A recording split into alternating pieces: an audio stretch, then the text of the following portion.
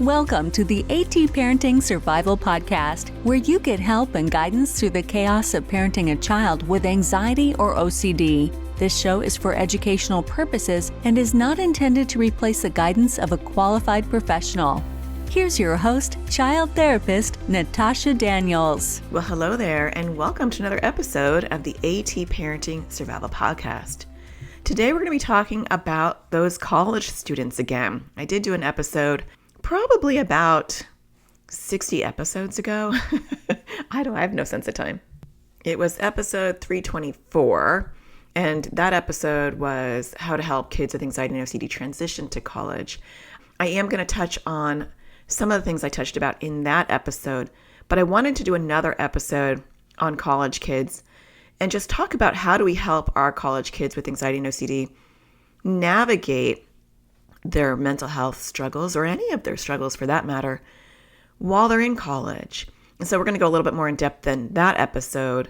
I am in the trenches, once again, in the trenches with you on some topic, because I have a daughter who's a junior now in college. And so this is a very real struggle for me.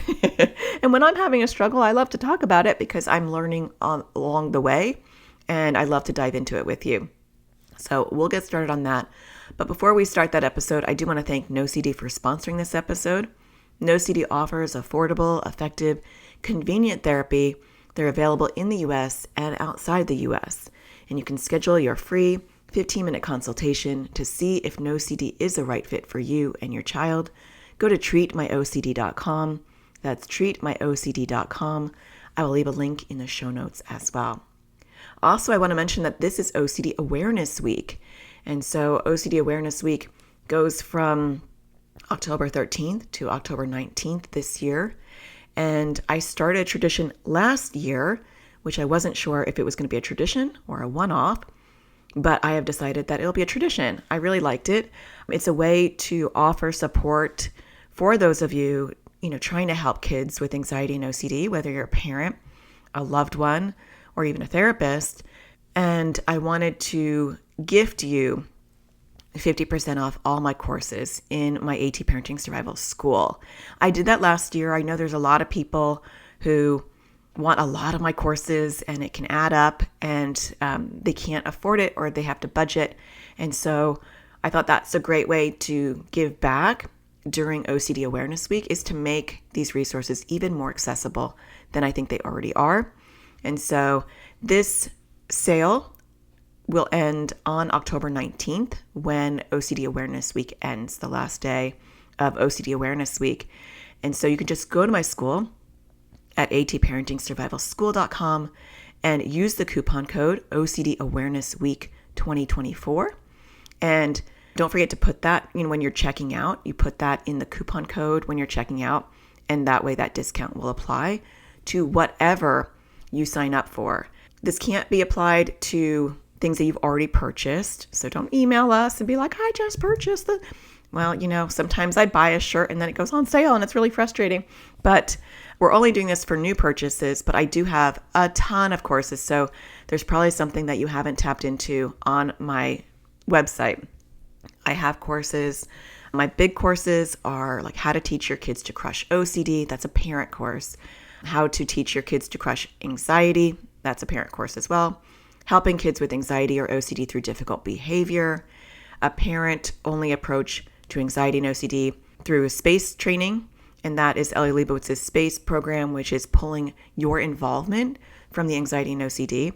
And so that's a parent course as well. Most of them are parent courses, but I do have a course for kids, teens, and young adults called Crushing OCD for Kids and Teens that I teach kids directly the skills. So if your child or teenager, or like we're talking about today, young adult, has OCD, that's a fantastic course for you to gift them and say, hey, here's something that you can tap into. And we're going to talk about how to present resources to our kids when they're young adults in a minute. But I just want to go over a couple of my courses in case you didn't realize I have courses and you missed this opportunity, because the coupon code will not work once we pass October 19th. And even if people email us and say, oh my gosh, I just read about this or I just heard this, we have to be really solid on the boundaries because it's not fair to other people. And so I will be doing this every year for OCD Awareness Week. I've always thought, what can I do for OCD Awareness Week? And I thought I can make my courses even more accessible to people who've been wanting to get them. And I got so much positive feedback last year for people who are saying, oh my gosh, I've been waiting to save up, or I haven't been able to access your stuff. I do have a lot of free resources. So you have the podcast. This is episode 388. I have a YouTube channel. I try to produce a lot of free content for those of people that can't afford it. But I try to make my courses really affordable because I know I'm paying over $200 a session for my kids' therapy. I know it gets expensive.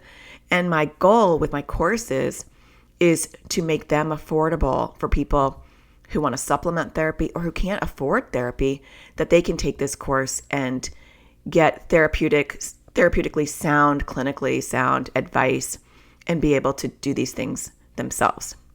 So now they're super inexpensive because everything is half off. Let me just tell you a couple more and then we'll jump into this topic today. I have how to help kids who struggle with sleep due to anxiety and OCD.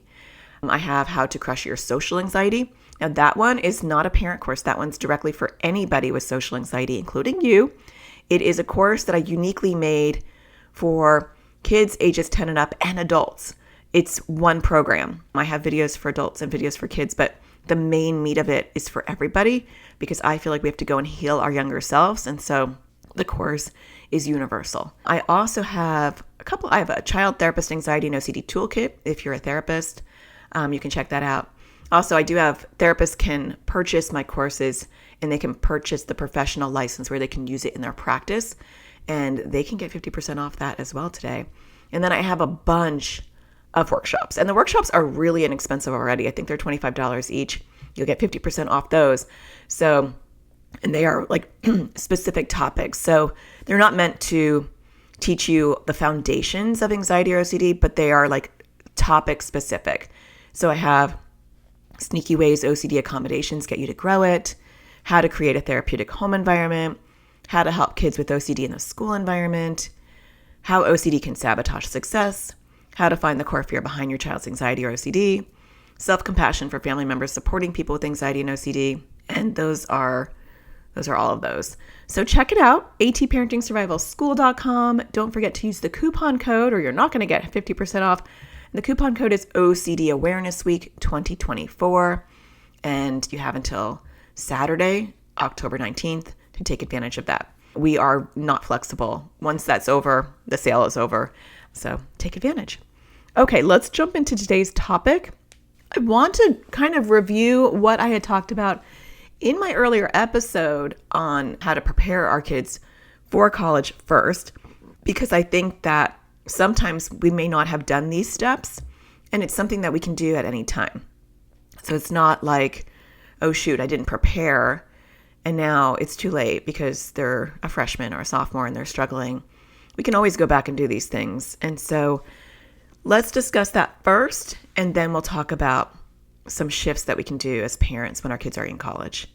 So when we're preparing them, and I'll just briefly talk about this, we really want to set up and think about a lot of the practical things outside of the usual preparing. So I'm not going to talk about the usual stuff, but we have to talk about some of the other things. Where and can they have therapy? Will their therapist be able to, if they have a therapist, Zoom with them? There is PsyPact, which allows some psychologists in one state to provide care in another state, but some therapists may not, the state, they might not have that reciprocity where, I could be a therapist in Arizona and I can treat someone in California.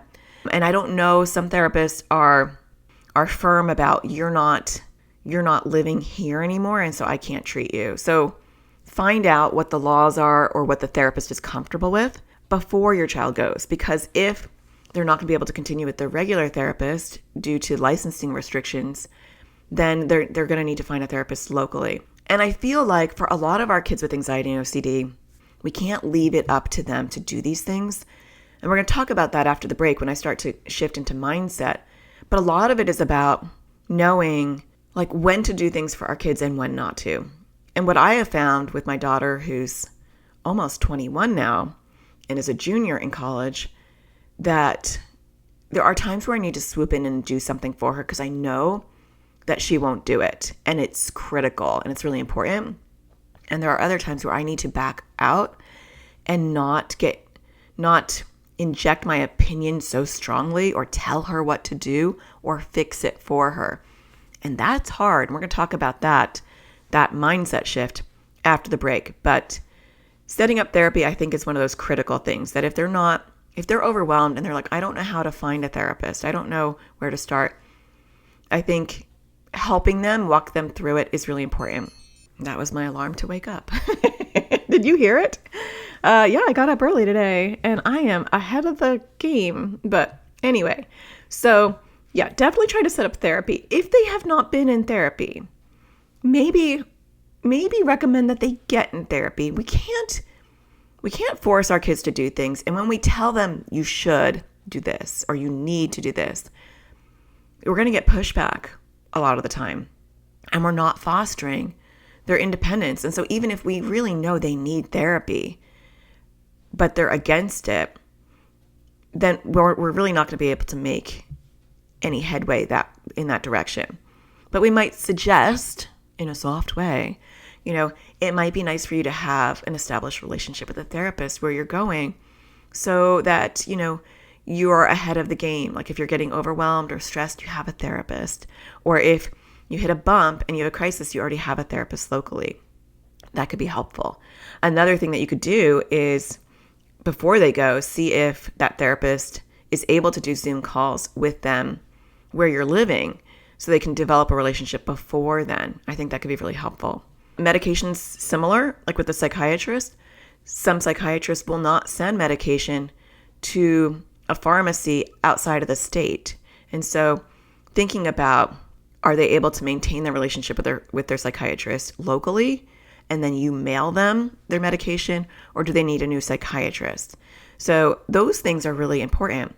Can you sign a release? Can you get a HIPAA release with the therapist and with a psychiatrist or a psychiatric nurse practitioner so that you can communicate with those providers as well? I think once they turn 18, it's really important to have that on your radar that you need releases to talk to people. Another one is going through their support. What does their support look like? And kind of defining that as far as who can you call when you're having a hard time? Where are, your local therapists? Even like, where's your urgent care? Where are the things that you're going to need if you're not feeling well? Those things can overwhelm our kids with anxiety and OCD because for most of them, it's the first time they've been on their own. And depending on their college, they may not have a lot of support. The other thing that I recommend is going over triggers and how they'll handle it. If they are having a struggle at home with certain things, well, their roommates are definitely going to trigger them. And so working on those triggers, how they're going to handle it can be helpful. And then looking at the school resources and support. I did look it up because I'm not an expert in this, but apparently, at least from what I Googled, colleges don't have 504 plans. And so if you are in the United States and your child had a 504 plan, which are accommodations for their educational success, that doesn't go to college. However, there are laws in place that support our kids, and they can still be accommodated, but the process is different in every school. And so you have to reach out to the college because they're not going to obviously reach out to you. Find out what their process is, how you get accommodations, and how that works. And to have that information beforehand can be really helpful.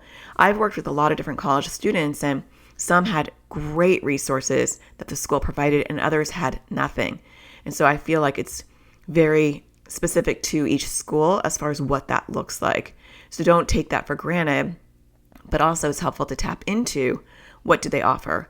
I worked with a couple of college students where the school offered them like one-on-one assistance to help them with executive functioning, to organize their schoolwork. It was really phenomenal. You can also support your college student by providing a therapist that can do that outside of the school. If you're worried about executive functioning and planning and staying on top of their work, there are executive functioning coaches and therapists. I know that's a thing. Isn't that cool? And that's something you can offer your student to help them. Another thing to consider, or not even consider, another thing definitely to do is to sign a FERPA waiver. So a FERPA waiver, and this is again the United States, but a FERPA waiver is a Family Education Rights and Privacy Act. It's kind of like HIPAA, but for school. And if you don't sign a FERPA, you will not have access to your child's records or be even able to talk to professors or the administration. So normally they tell you, here's a FERPA if you want to sign the FERPA, but sometimes they don't and you might miss it. So make sure if your child is in school already and you're like, I don't know if I signed a FERPA, go find out. Because if your child's having a crisis or if they're being disciplined or anything is happening and you want to talk directly to the school, they will not be able to talk to you unless you have signed a FERPA. Your child has to sign the FERPA. It's your child's rights. So they have to sign the FERPA. So do that because that could be a barrier. And when you're in crisis and you don't have waivers signed with the therapist, psychiatrist, and the school, life gets very tricky at that point. Okay, after the break, I want to go into your mindset shift and some practical ways that we can support our kids while fostering independence. Stay tuned. We'll be right back. It's time we put help directly in our kids' hands. Introducing Crushing OCD course for kids and teens. It was way more helpful than all the other therapy we've ever done because we didn't really know what to do. So we weren't really doing it before. So the course helped to figure out what the exposures are and how to do them. We're not in therapy and find it really hard to find an ERP trained therapist here. So we're currently with like the public health service, but again, they don't seem to be trained in ERP. It's filled that gap that we don't have that was needed. This was really well timed for us to use between therapists and to help us get off to a good start with this new practice. It was easy to use. I was able to do it from my phone or also on the computer. There's different ages, so there were younger kids, there were teenagers, and so that was really nice too, to have a variety of ages where it wasn't just geared towards younger kids or older kids. It was a nice variety. It's helpful for our kids to hear it from this third party as opposed to just us saying it. I really like the offense and defense method. I love working on poking at OCD while it's sleeping. It makes it a little bit easier to do and it's kind of fun. I'm planning on using it to work on my fear of holding or touching batteries and stuff like that. So it was really helpful and I think a lot of other kids would like it. I thought that I was the only one who had worrying about the weather and stuff. And then there was somebody else on there who worried about the same thing, which was really helpful. Seems less scary to work on stuff now that I've watched this class and I'm more interested to work on it. I like trying to do more exposures still and before I wasn't, I just didn't want to do them. I've worked on some of my bigger compulsions and been successful. I realized that it was helpful to do the exposures. Before it was really, really hard. It's still hard, but it's helpful to know that I need to do them. Before there would be a lot of battles about it. So it is definitely less loggerheads. Really, really good course and super helpful. Definitely would recommend this. It's really easy to follow. It's nice bite-sized videos. I really like the worksheets that go along with it, and I think it's really helpful. To learn more about this course and register your child or teen, go to atparentingsurvivalschool.com. Welcome back. Okay, so before the break, we were talking about some practical things to get in place, whether your child's already in college or whether they're going into college, to make sure that they have some foundational support there. But I want to talk about us and our mindset shift, because I think a lot of times we can just sit there biting our nails, white-knuckled, and really worrying about, is our kid going to be able to handle this? And the answer for a lot of us is yes, they can handle it. Some of our kids are so acutely mentally struggling that, it's just going to push them off a cliff. And I think that's our ultimate fear is, are they going to be able to handle this? And a lot of times we have to wait for them. We have to watch them. And I feel like there is this knee-jerk reaction for some of us, and I have felt that, where I want to just swoop in and go pick them up before they're asking that. And that's the hard part, is being able to gauge how are they doing. And then when we give them advice and we give them suggestions, we have to do it in a way that is truly a suggestion, because we want to foster their independence. They're young adults. And a lot, like especially the first year, my daughter was having a really rough time the first year. She's having a little bump right now too, and I'll talk about that in a minute. But the first year was really rough because it was her first year away. She had never been away. My husband had just died like in February, and she was off to school in September. And so it was really raw for her, like leaving her family, and having this kind of crisis happening. And she's very protective of me. But I really needed to be like, she is a young adult, and this is her like journey into adulthood. And I have to like step back and just be like, how can I support you? And so I think that's a mindset shift, to ask yourself when you are doing something for your kids in college, am I empowering them to help themselves, or am I doing it for them? Now, sometimes, we're going to talk about this, sometimes you do have to do it for them. And there's no right or wrong. This is like a judgment call. And I think what's so hard is we have to stand in this like seesaw of what is too much and what is too little, and constantly gauge, are they okay? Do I need to do more? Do I need to do less? Do I let them float? And that's part of this journey when we have kids who are in college, is this new parenting of, you're a young adult and I swoop in when you need me to and I pull back when you don't, and I'm in the wings. And honestly, I feel like it's an anxiety producing role. I kind of thought, naively, I guess, that once they go off to college, like you check that one off and you're on to the next kid. That was naive. I feel like every stage of development, probably throughout their entire lives, right? Because just because they're adults doesn't mean that you stop becoming a parent and they stop becoming a child. Like, they're an adult child now, and that relationship still has its parental dynamics. And it's as worrying as when they're 2 or 3 and I'm afraid they're going to hit their head on the coffee table. Like, it's the same thing, but on a bigger scale, right? I'm worried about their driving. And, a lot of times we have our own anxiety and OCD, and this can be very triggering, letting go. And especially if they struggled really, really badly in the past, worrying about, are they going to be able to succeed? So working on your own mindset. And what I've had to tell myself is, she's an adult and I'm here to support her. This is my new role. Like, I am her cheerleader, I'm her supporter, and I'm a supplement. I'm not the main dish. And so I want her to know that I'm here and I'm available, but I also want her to feel like I believe in her and that she's got this, and that I'm not swooping in or hovering when it's not needed. And that's hard. That is really hard. So I think that shift from I'll save you to how can I support you is a hard shift. One thing that I find really helpful on a practical level is I have Life 360. You know what Life 360 is? So probably a lot of you do, but I actually didn't know about Life 360 until a friend told me like about 3 or 4 years ago. And I was like, oh my gosh, I need that.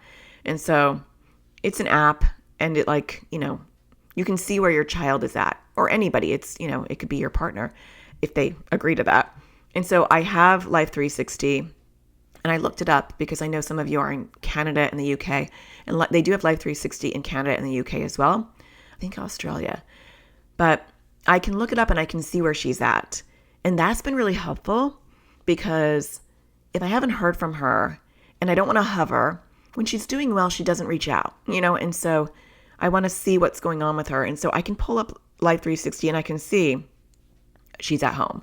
Oh, she's at school. She's at home. And that really just helps me, know where she's at. I see movement. I know that she's left her room. She's in her car, or she can be in someone else's car because it's on her phone. So it just tracks her on her phone. And it's a safety thing for her too, because she can see where I'm at. And so and I actually use it for my 12 and 14-year-old as well. My daughter, when she's not with me, I can see where she's at. So I feel like that's actually really helpful, because I don't have to bother my daughter and be like, hey, how are you doing? Or are you home? Did you get home from that late night? Because they're college, they're doing things that are maybe scary for us, but we can see that through the app. One thing that I've tried to do is wait for her to ask for support. And so when she's doing well, I try not to swoop in and be like, how are you doing? How are you doing? How are you doing? And also, she doesn't want to be bothered by her mom. When she's having a good time, she doesn't want to be bothered by her mom. They forget. When they're doing well, they're often like, they're up and running, and the last thing they're thinking about is messaging and texting you. Or maybe your dynamic is different because everybody's different. But I know when my daughter is having a harder time, I hear from her a lot more, which is probably the case for most kids. And I feel like I've had to, and this has been a struggle for me throughout my parenting journey, but I have to not give advice.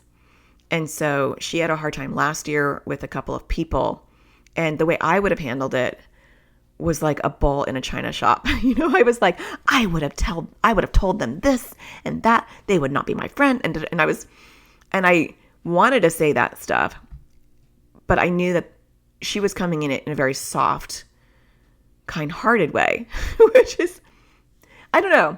I don't know how I feel about it. I feel like sometimes we don't want to be walked on, and sometimes we do need to get ferocious, but I had to bite my tongue and not give her the kind of advice that I would have done. And I'd said, what do you think you should do? And what would happen if this happens? Or what will happen if that happens? And try to get her to connect the dots.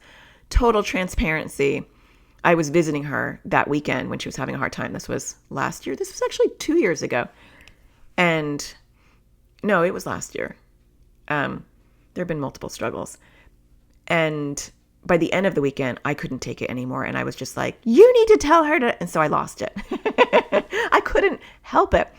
But now I try not to do that again. There have been other struggles. And our kids with anxiety and OCD, they'll be triggered by roommates. They'll be triggered by what professors say. They'll be triggered by assignments. There's all sorts of things that can be difficult. And some of it's part of the normal college journey, and some of it's intensified because of their anxiety and OCD. And so a lot of times I try to figure out, what do they want from me? What do they want to hear from me? It's very easy to have that knee-jerk reaction to say, I'll come and pick you up.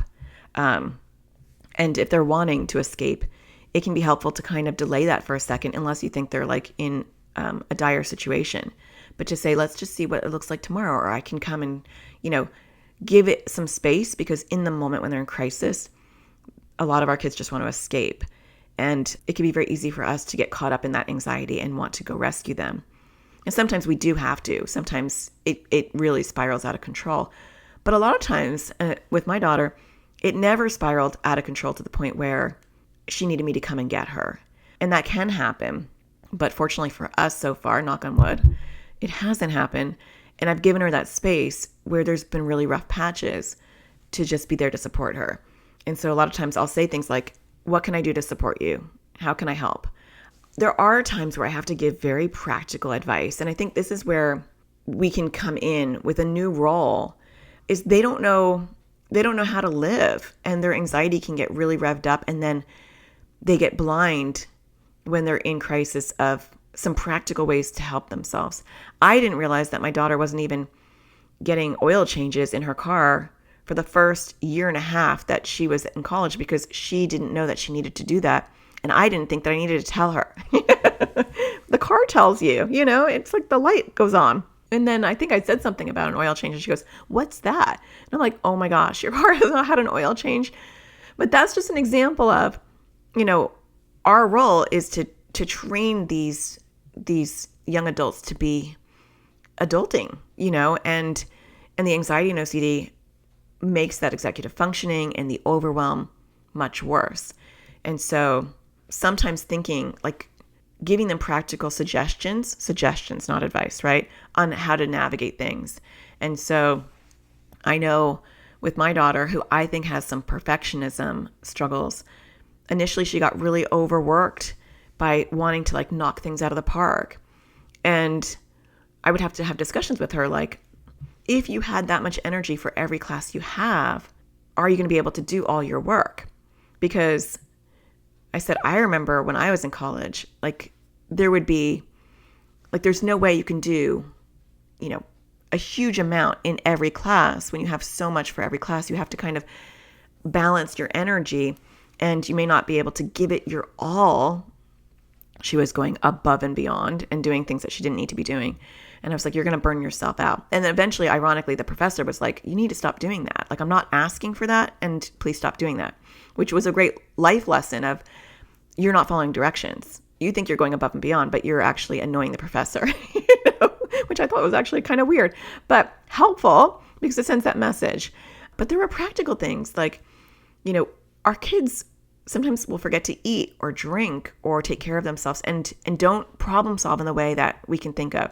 Or they might get overwhelmed, like, how do I get to this class? Then I have to get back. And so asking, like, what's your biggest struggle right now? Or what are you enjoying the most, right? It doesn't always have to be negative. But I've had to give practical advice. Like, if you have a 6-hour course, she has a 6-hour class. She's an artist. And so they do like these 6-hour intensives. And she'll be like, I can't eat because, I don't have a lot of time and there's no food in the building or whatever. And I'm like, can you bring a protein bar? Can you pack a lunch? And to me, that's just practical. Like, I wouldn't go 6 hours. I would definitely get a protein bar and I'd bring it with me. Or she was having like struggles with her back. And I was like, can you get a brace? And this is where I kind of come in a lot of times is I order things for her. Here are some protein bars. Here is this. And so sometimes giving our kids even practical solutions to situations can be our role of how can I make life better for you? Or if they're struggling and they're too overwhelmed, instead of just saying, I'm going to call the therapist or I'm going to call the school, you can say, how can I support you? Would you feel comfortable with me reaching out to the school administration or the school counselor, if there's one, to support you? Or is it okay if I reach out to your RA, in your hall to support you? It's asking for permission, unless they're in a dire situation where there's concern about life and death. That's totally different. But not overstepping and just doing these things, but asking, can I do that for you? These are the things I can offer you. Or do you want me to get your therapist on the phone? How can I support you? Or do you have a friend that you can talk to? Who's your closest friend there? Getting them to connect to their support system is important. Recently, my daughter was having a health issue. She has had health issues her entire life. She was diagnosed with POTS. She's got hypermobility though, so I think she's got a little EDS going on. But there's always been something. She's had joint pain since she was a baby. She's had GERD. She's had all these different things. And then this summer, her health issues were really revving up. She was having a lot of eye issues, like dry eyes and like scratchy eyes. And then her vision was getting blurred. And then she couldn't read, like she couldn't bend her neck because then she'd get a migraine. And then she got a neck massage and she almost passed out. And she passes out when she has blood work, which is, I know, a little bit of a different issue. But anyway, just a snapshot. Side note, well, not a side note, I'll make this a point. So she was overwhelmed and she was having to go back to school with all these health issues. And a lot of our kids do have these health issues because a lot of times they go with anxiety and OCD, especially POTS. And to just throw her back at school and just be like, you're going to be okay or whatever, go to like the health center, wasn't going to cut it. And so that is where I interjected and I was like, there's got to be a POTS specialist in the Los Angeles area. Let me Google it and I'll find it. And she gets overwhelmed with those type of things. And so that's something that we can do when our kids are overwhelmed and they don't know where to start. I feel like a lot of times as college students, they don't know where to start. And sometimes we forget that even though they're so intelligent or they seem so able, sometimes they don't know where to begin. And they just don't, they just haven't done these things before. So I've had to walk her through a lot of different things, but that's part of our role at this stage of life. And so I did find a doctor who had that specialty, and she was able to talk to her on a Zoom call because she's too afraid to drive to LA. And the woman did virtual, thank goodness. She mentioned Sjogren's syndrome. Is it Sjogren's syndrome? Yeah. And that actually made a lot of sense for all the things that she's going through. So anyway, long story short, she's having a lot of health issues and she wound up in the ER and she's doing better now. This is like the second day that she's doing better, thank goodness. But I can't rush down there and go save her and bring her back because she has to learn how to navigate these health issues. She has to navigate her mental health issues. And so this has triggered her health anxiety, and which has been a consistent theme for her. And so when you have a true health issue and then you have health anxiety, it's like, it's paralyzing because you're having legitimate issues. And she's like, I don't know what's wrong with my body.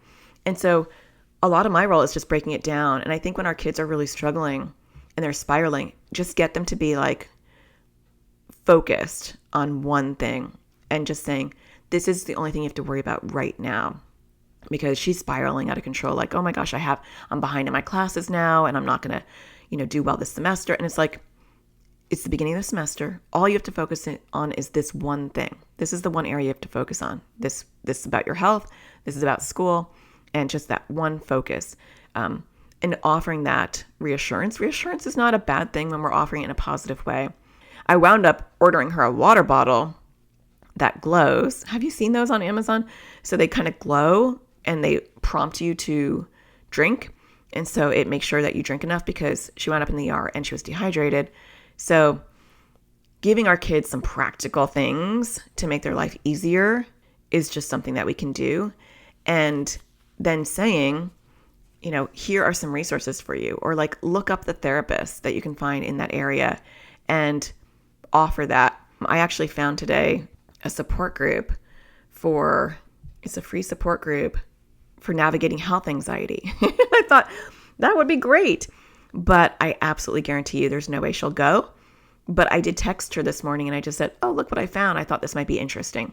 Not you should go to this, or this is something you should do. You need to make time for this. It was just like, here's a resource. That's all we can do, is throw out resources for them. If you're interested in this, I don't know. It says 12 p.m. Eastern on Tuesdays. It's free support group, Navigating Health Anxiety, Learn to Recognize and Manage Compulsions Related to Health in a Safe and Supportive Community. And the website is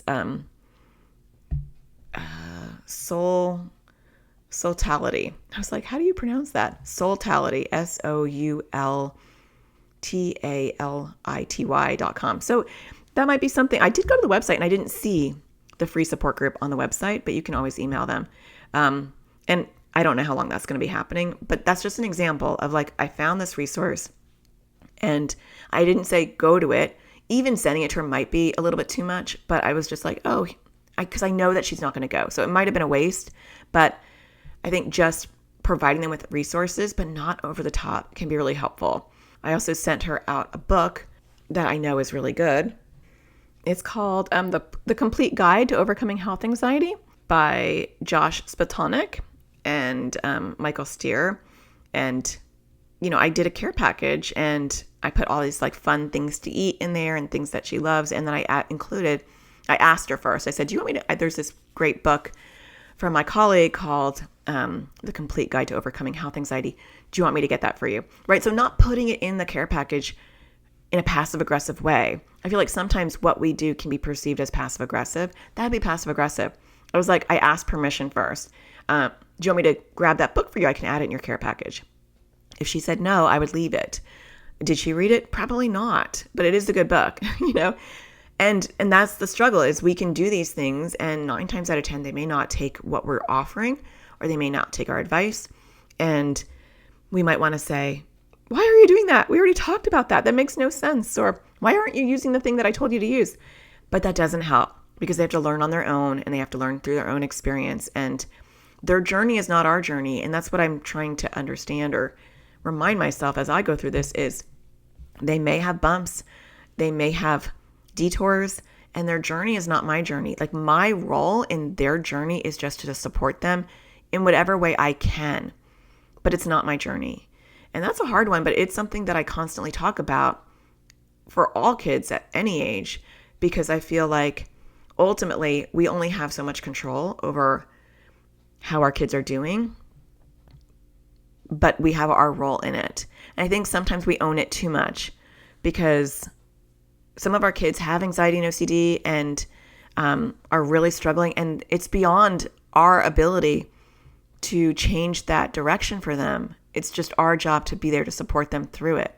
Just like if somebody had, an illness, we couldn't fix it for them, but we could be there to support them and do things for them in whatever way to support them. That was a really long sentence, but you know what I mean. So I know it's rough. And I actually, ironically, I preferred this chapter versus her toddler years. Her toddler years were so hard. She had sensory processing disorder and she had GERD and she was so hard. So I would take this any day, but that's how I feel today. Who knows what I'll feel like tomorrow. So I hope that you found this helpful. If you are enjoying the podcast, don't forget to hit a star and rate it. I do appreciate that. And I will read one of your reviews to show my gratitude. Before I do that, though, I also want to mention, don't forget that you can access my courses for half off just until October 19th. Go to atparentingsurvivalschool.com and use that coupon code, what was it? OCD Awareness Week 2024. So I do want to thank MH0718 who wrote, "Learning so much. I just found this podcast because I have 2 young daughters that struggle with anxiety and ADHD, and we're trying to figure out all their needs. You have so much knowledge, and that was just from one episode. I can't wait to hear more of your podcast on this topic I've been longing for." Well, that is my new topic, ADHD. I should do another episode on ADHD soon because I'm in the trenches on that one too with my 14-year-old. So he was just diagnosed. He has had ADHD his whole life, and he has told me that his whole life, but he has just been diagnosed the past 6 months, and I've been diving into ADHD stuff like it's nobody's business, and I'm seeing so much that I didn't see before, and I'm seeing how the anxiety and the OCD overlap with ADHD, and I find that really fascinating. I do have an episode on that already, and that's why I haven't done one recently, but I'll tell you what that episode is. It was episode 377, How ADHD Complicates Anxiety and OCD. But there'll be more because I am living it. And so I appreciate you leaving the review. I am glad that you're finding the podcast helpful. Maybe if you guys write a review, I'll be reading yours next time. Don't forget to find the sparkle in everything you do. And I'll talk to you again next Tuesday. Take care. Thank you for listening to the AT Parenting Survival Podcast. To get additional support raising a child with anxiety or OCD, visit Natasha's online school of on-demand classes at atparentingsurvivalschool.com.